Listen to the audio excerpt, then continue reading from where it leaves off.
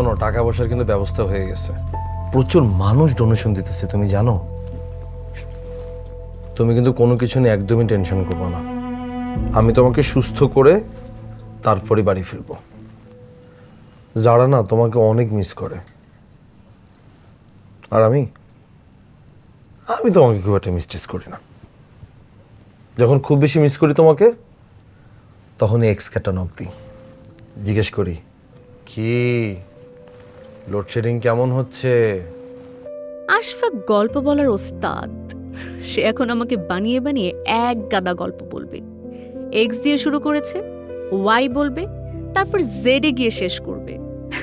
ওর ধারণা, স্ত্রীর সামনে কোনো স্বামী যদি তার এক্সের গল্প বলে, স্ত্রী কফিন থেকে হলেও উঠে দাঁড়াবে। তারপর কি হয়েছে জানো? শায়লা আমাকে স্কুলের চিপাই নিয়ে কপালের মধ্যে একটা চুমু খাইছে। বিশ্বাস করো, ঠিক এই জায়গাটার মধ্যে।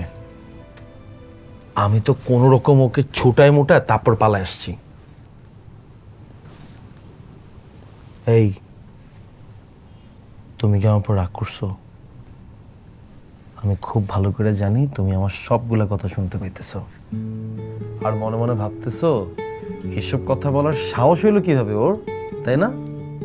কারণ আমি খুব ভালো করেই জানি তুমি সুস্থ হওয়ার পরে তোমার এসব কথা কিচ্ছু মনে থাকবে না। কি অবস্থা আশফাক সাহেব? জি ভালো আছি। বিল কি ক্লিয়ার করেছেন? ও শিট, আমার তো বিল ক্লিয়ার করার কথা ছিল, আমি তো ভুলেই গেছি। আচ্ছা, আমি এখনই গিয়ে ক্লিয়ার করে দিয়ে আসতেছি। শিওর। আচ্ছা, আমি কি ওর চুলে তেল দিতে পারবো? ভারী কোনো তেল দেওয়া যাবে না, হালকা কিছু দেওয়া যেতে পারে। অবশ্যই হালকা তেল দিব। ভারী তেল আমি কোথায় পাবো? হরমোজ প্রণালী তো বন্ধ। তাই না?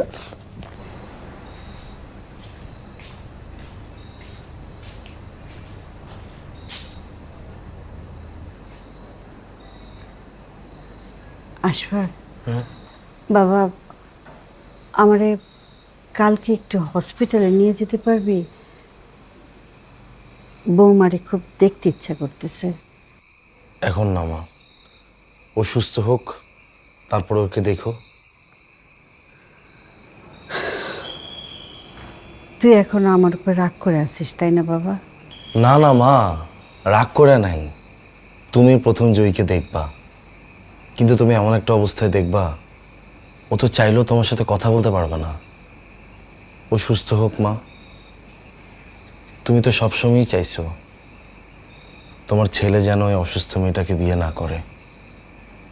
আমি তো তোমার সেই চাওয়াটা তখন রাখতে পারিনি। আজকেও তোমার এই চাওয়াটা রাখতে পারতেছি না। সরি মা। ওই আশা ফোন করছিল একটু আগে। ও বলল তুই নাকি গ্রামের জমিটা বিক্রি করতে চাইতেছিস। আমি এখনো শিওর না মা। আমার তো সেভিং যা ছিল সবই তো শেষ। অফিস থেকে কিছু টাকা পাইছিলাম, ওগুলোও প্রায় শেষ। এখন মানুষজন যা ডোনেশন দিতেছে সেগুলো দিয়েই হসপিটালে বিল দিতেছি। এখন সেটাও যদি শেষ হয়ে যায়, তখন না হয় জমিটা বিক্রি করব। ওটা তো তোর বাবার স্মৃতি। জমিটা থাক বাবা, বিক্রি করিস না। মা, স্মৃতি এখানে থাকে, জমি জমা কাপড় চোপড় এগুলোর মধ্যে স্মৃতি থাকে না মা। আমি তোমার অমতে গিয়ে জয়কে বিয়ে করছি, সে কারণে তুমি আমাদের উপর অনেক রাগ, আমি বুঝি মা। জয়ের প্রতি যে তোমার কোনো মায়া মমতা নাই, আমি কিন্তু সেটাও টের পাই মা। ও তো এখন কোমায় আছে। টাকা পয়সার অভাবে আমার চোখের সামনে জয়কে তুমি মরে যেতে দিবা?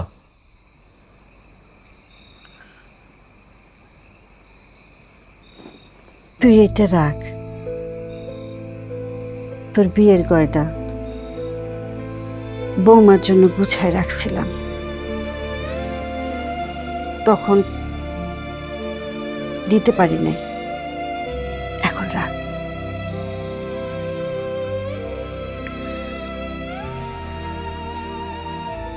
বাবা, পৃথিবীর কোনো মা চায় না তার সন্তানের খারাপ কিছু হোক। মায়েদের না সেই ক্ষমতাটাই নাই। মায়েরা অনেক কিছু পারে, কিন্তু এটাই পারে না।